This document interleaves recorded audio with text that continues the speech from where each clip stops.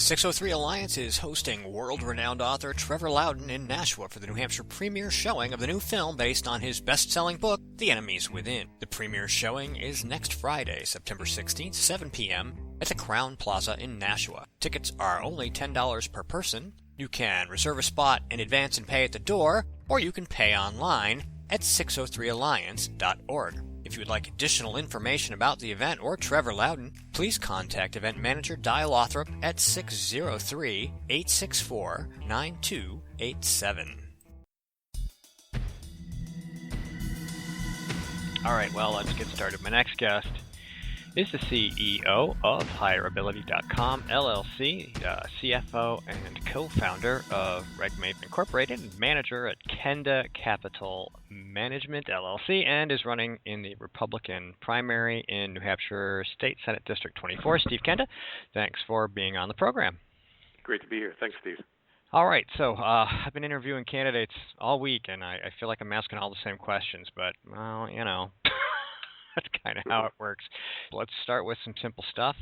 We currently require a license to carry a concealed firearm. Do you think we should keep that the same, or should we make it optional?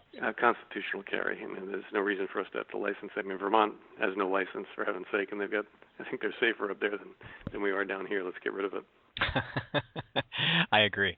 All right. Some recent court rulings have improved the ability of citizens to access public documents and records, but it can still be really expensive, especially when you're trying to get your hands on voter checklists, for example. Do you think there's room to improve the transparency and the cost of these public documents, and what would you suggest to improve that? We need to find a way to do it because they're public. They are the public's documents. Any government work that's going on should be rightfully be able to be accessed by any taxpaying or any citizen, you know, here where we live.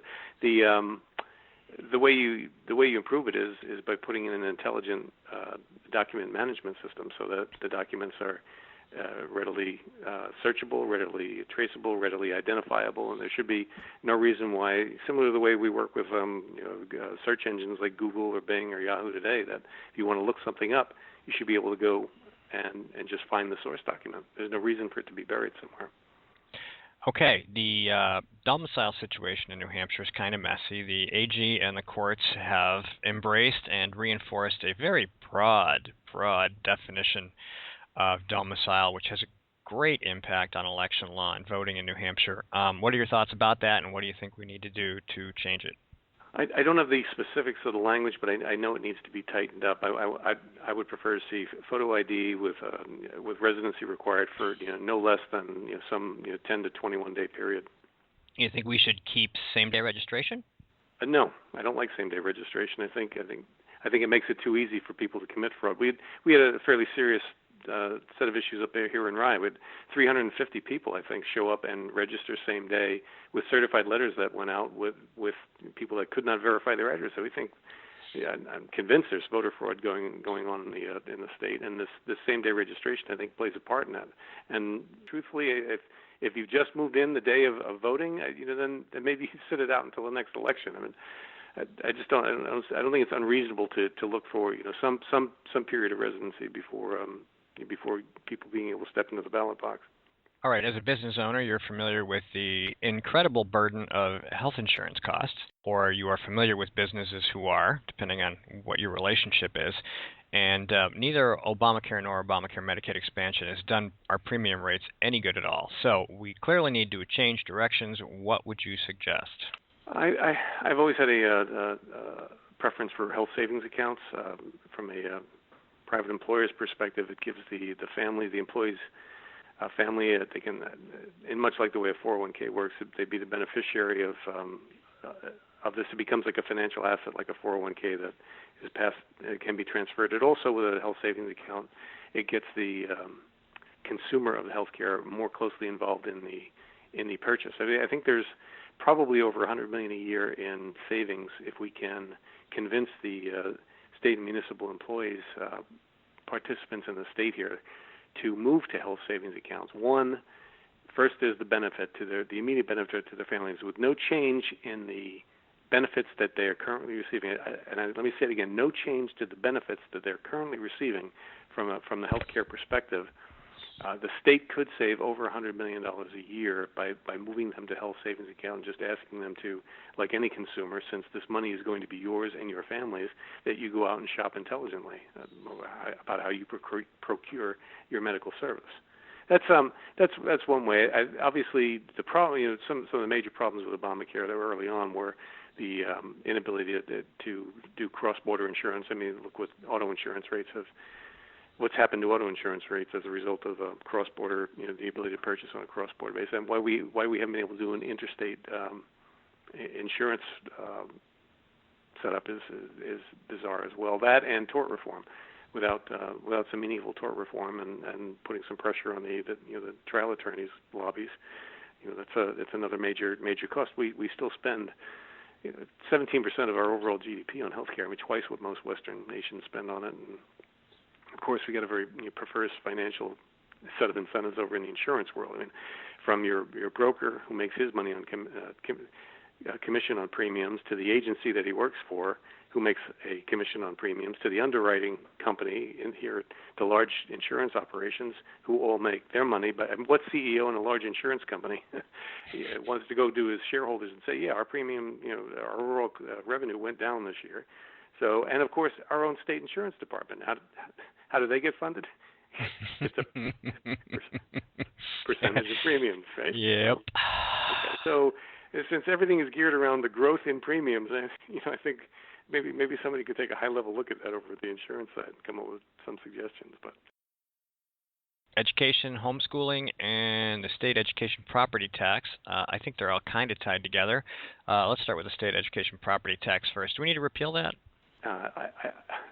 In the context of overall education, it has to be about local control, Steve. I don't know why the state is involved. I mean, obviously I do understand from the court decision back in the 90s why the state is currently involved. I just don't think they should be involved. I think it's the responsibility of local parents and teachers to educate their children. They should have the choice. This Croydon decision is really outraging.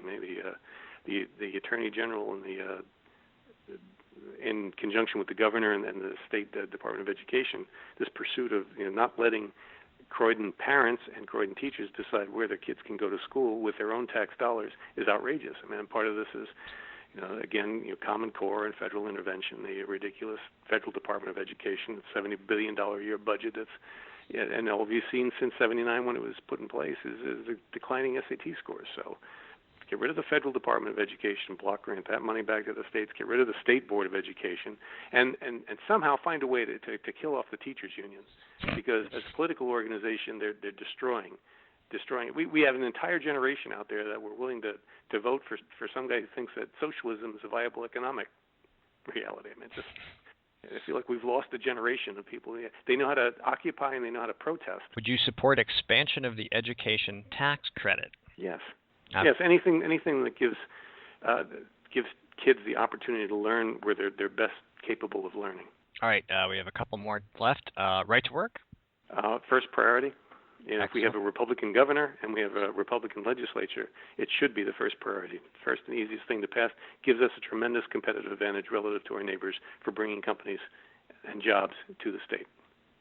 How about, I think we've talked about occupational licensing before, but it's not a subject that you can ever have too much of a conversation about. There's some level of balance. I mean, I think if there's a doctor, I think doctors ought to be licensed.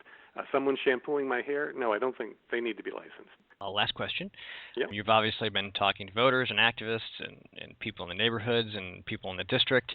More than anything else, what are they focused on in this election, if anything? A lot of them express concerns from a national perspective. I hear a lot of people talking about security and the borders. I mean, a lot of people have been caught up in the national elections, which is interesting. I mean, you could barely find people who are actually focused on the state senate elections here until the past week or two. So now the activity has really picked up.